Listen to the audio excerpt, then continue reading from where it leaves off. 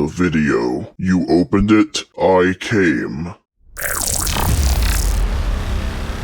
Alright, today we're going to be taking a look at one of my all-time favorite horror movies, Hellraiser from 1987. This movie is written and directed by Clive Barker, who wrote the novella that this movie is based on, The Hellbound Heart. There are differences between the novella and the movie, but it's pretty cool to see that the changes are from the creator himself, and it's still kept pretty true, all things considered. Well, let's go ahead and get into it. The movie starts with Frank Cotton in Morocco. He buys a puzzle box, which is said to be able to open a door to otherworldly pleasures. He returns home, and in his attic he solves the puzzle. Chains come out of the puzzle and just rip him apart. We see that the room has chains everywhere. There's these weird spinning, I don't know, columns, I guess you could say. Just body parts everywhere, and you see Frank's face, in pieces of course. And there's a mysterious robed figure, which we later learn to be the lead Cenobite, Pinhead. He resets the box and everything returns to normal. An unknown amount of time later, Frank's brother Larry and his wife Julia, whom Frank had an affair with, move into the house. As they're moving stuff in, Larry gets a pretty gnarly cut on his hand from a nail. When he goes upstairs into the attic where Julia is, some blood drips on the floor. That is able to basically start reviving Frank in a very grisly but kinda cool scene of his body reforming, but only partially. Julia finds him and she agrees to help him, and she begins seducing men and bringing them to the house, where she incapacitates them and gives them to Frank. Frank begins to worry about the Cenobites,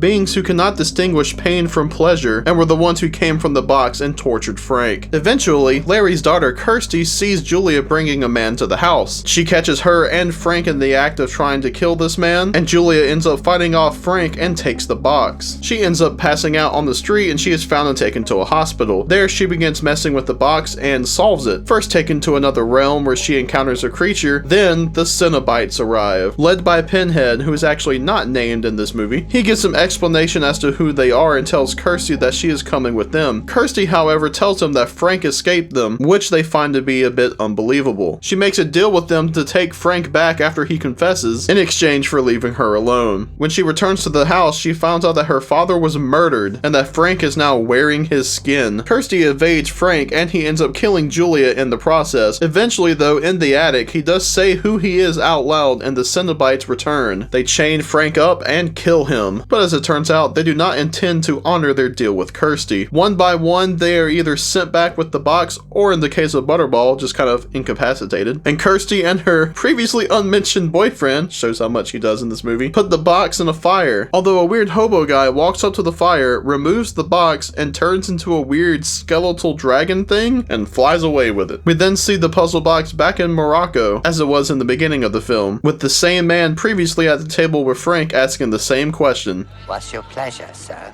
I like the story of this movie. It's not quite what you expect it to be, and we'll kind of go more into that later, but I dig how it's more of a family thing. It's not too complicated or anything, and it's pretty straightforward, but I like it. I feel like it's one of the more unique stories out there. I don't know, there's just always something I kind of liked about it. Getting into characters, I'll start off with Julia. I do like Julia a good bit. She definitely plays a good antagonist, I think. My big deal is I just don't like her hair in this movie. Kind of reminds me of like Johnny Bravo or some shit, I don't know. It's weird though, for me it's like her motivations are understandable, but something about them just kind of make me laugh. It's like, damn chick, was the dick really that good that you want to help this guy murder people to reform his body? That part just kind of cracks me up. But I do like Julia as a character. Again, I think pretty clear motivation, even if it does kind of make me laugh some, and she's a pretty good bad guy. Spoiler alert, I was glad that she returned in the next one. All of her sort of qualities as a bad guy get expanded on that a little bit. Then there's Frank, who is the real antagonist of the movie, and I like him a good bit. Very simple. You know, I think he's pretty intimidating when he wants to be, like when he shows up and kind of threatens Julia and Larry with cutting a mouse apart. That part's pretty gross, and just how gross he is in general. You're definitely waiting for him to get what he deserves by the end of the movie, and it's a fantastic comeuppance. So yeah, I think Frank is a pretty damn good villain here. Then there's Kirsty, sort of the main final girl, hero, whatever you want to say. I like her a good bit, although there's not too much to her, but I like her attitude. I think that the actress, Ashley Lawrence, is very good in the role. And I think you really feel for her throughout this movie. Just to kind of go with her, there's her boyfriend. He pops up a few times, doesn't really do much. He's kind of a punk because he just gets kind of smacked once by the engineer and he's just out, and that part cracks me up. But I don't know, he's just kind of he's not really important. Then there's Larry, and man, another character I feel bad for. He's just trying to be a good husband, a good father. He keeps getting mixed signals from his wife, especially with her trying to bring back Frank. I like Larry a good bit, and it really does suck what ends up happening to him. There's the hobo guy who seems to be connected to everything. I'll be honest, I don't really understand what his whole deal is. That's one thing that's always kind of confused me about this movie ever since I first watched it. It doesn't get in the way of me enjoying it, but he just seems to kind of just pop up. Then he turns into a dragon at the end. I don't know, that whole bit was weird. Then there's the Cenobites, the characters that people really do remember from not just this movie, but the series as a whole. Starting off with, of course, Pinhead, played by the fantastic Doug Bradley. He's awesome here. Very mysterious. I love the voice in this one. I feel like they kind of lose the voice as the movies go along. I don't think they add as much distortion or effects or whatever to the voice, but he's fantastic here. The box. You opened it.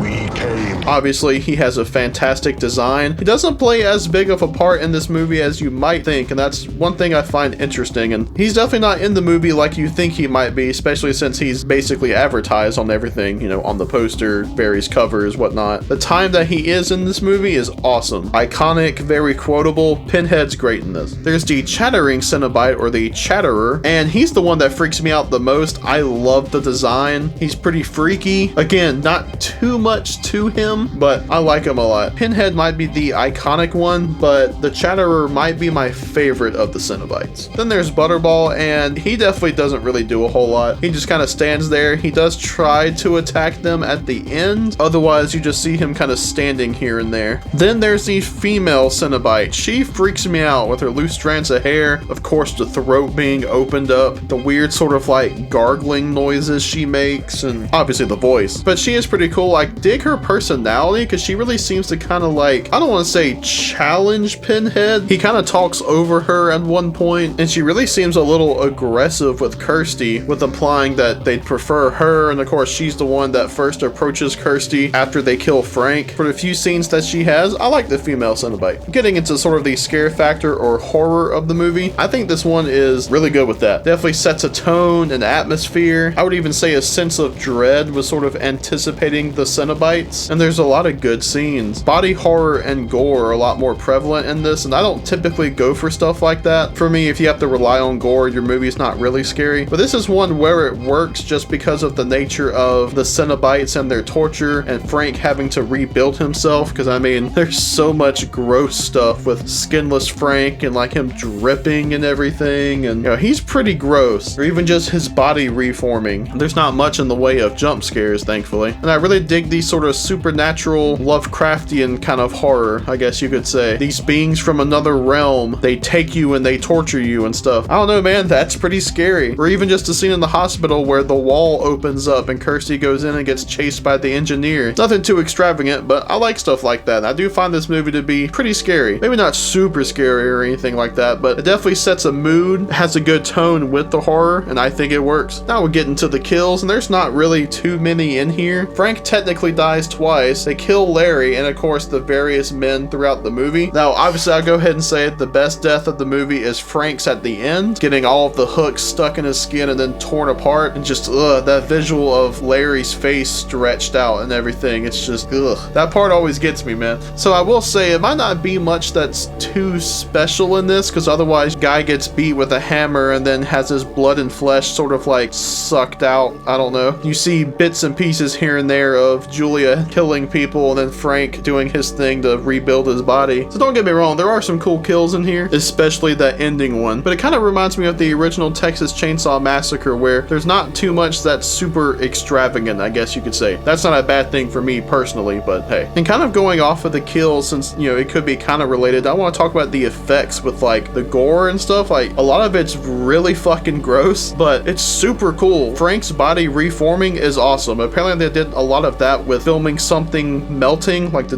different body parts and whatnot, and then they just put the shot in reverse, which I do feel like you can kind of see that a little bit, but I don't mind because it's supposed to look weird. It's supernatural. That whole bit's great. All of the different makeup and costumes for Skinless Frank and whatnot look awesome. Again, grosses me the hell out, but it looks great. And then the Cenobites, they all look pretty amazing. Like on Pinhead, I feel like everything is very seamless, and the Chatterer especially looks fantastic. The makeup work and costuming is awesome on them, and I really do think most of the effects look good. The only things to me that look aged at this point is I do feel like the engineer kind of looks a little rubbery, I guess you could say. Like, I feel like you can definitely tell he's a put together thing. And then of course everyone brings up this sort of I'm not sure if lightning's the right word, but, the lightning effects at the end, with like when Pinhead gets sent back into the box and the female Cenobite and all that. Hey, it was the late 80s, and apparently it's even been mentioned by Clive Barker that those weren't as good as they could have been, or at least as good as they would have wanted, so it is what it is. One thing that's fantastic in this movie is Christopher Young's score. Of course, the Hellraiser theme I would say is iconic, and the theme for the Cenobites is so freaking cool, man. Every time you hear those bells in the movie, get chills. I love it. It's super cool that they brought that back in the 2022 reboot. And just some various other things that I liked in the movie. I think the intro was very effective for Frank getting the box and doing his little ritual and solving the puzzle, and then seeing what happened to him after the fact. It really sets a tone, obviously, but kind of brings up a mystery because, it is kind of like, what the hell happened? And whoa, who's the guy with the pins in his head? And obviously you can tell what happened to Frank. He was ripped apart, but it's like, what happened here? I just think it's kind of cool that it does set up a bit of a mystery, then it's slowly revealed as the movie goes. I know that's nothing groundbreaking, but I just like that the intro helps set that up. Kirsty in the hospital and hell is pretty cool. The scene of the wall splitting open is awesome. I love the sort of endless hallway look. And even though I did kind of dog on the effects of the engineer a little bit, I do think he's pretty freaky too. I think that was a pretty cool scene, especially when the wall closes up and you can still hear the engineer on the other side. That especially freaks me out for whatever reason, so I think that part's pretty effective. And then leading into after that, the introduction of the Cenobites is fantastic. Everything from the music to the sound design, the blood coming out of the IV, the TV, and then of course them showing up with the fog and everything. It's so good. That's my favorite scene of the movie. I feel like it really shows the Cenobites as a force of nature. It really brings the dread in that scene, especially when you start hearing the bells. That's just such a fucking cool scene. I love it. Going into one thing for me too is I find the ending to be kind of not bad or anything, but I feel like it's a little lame, and it really is just the last bit before we see where the box went, because it's like they leave the house and then they're just at this random place where like there's just some fires going, and then the hobo guy gets the box and turns into a weird dragon skeleton thing and flies away. That whole bit's just real odd, especially since it's not really explained at all. I haven't really looked into it, admittedly. I'm sure I could probably find some information on it through a Google search. That little bit has always felt just kind of lame to me. I don't know. But this movie has gotten pretty decent reviews over the years, and it is considered a horror classic. Pinhead at this point is iconic. He is up there with a lot of the other big horror greats. And, obviously this helped spawn a big franchise with several sequels, most of which are not good, unfortunately. This is a franchise that really has not lived up to its potential. Like, to be honest, there's probably only like 5 good movies in the franchise, and even that depends on who you ask. Typically it's only really going to be 3, which would be the original, obviously this one, the second movie, and then the 2022 reboot. There are people that like 3 and 4. I've only seen up to 3 of the original movies. I don't plan on watching the direct-to-video ones, and I just haven't gotten around to watching 4 yet, but 3's okay. I personally don't mind it, but I definitely see why people don't like it. It's a solid alright. But still, this movie here is a classic. I love it. It's a movie that I was never allowed to watch as a kid for whatever reason, so I didn't watch it until I was about 14-ish, and I liked it a lot. I still like it to this day. Like I said, it's one of my favorites, and it's been really cool to talk about it now. So yeah, overall, I love the original Hellraiser. It's got great effects, some pretty good acting, I feel, a solid story, great gore and makeup effects, and it's pretty solidly scary. It's a pretty good horror movie. But tell me, what do you think of the original Hellraiser? Do you like it? Do you hate it? Do you think it's just kind of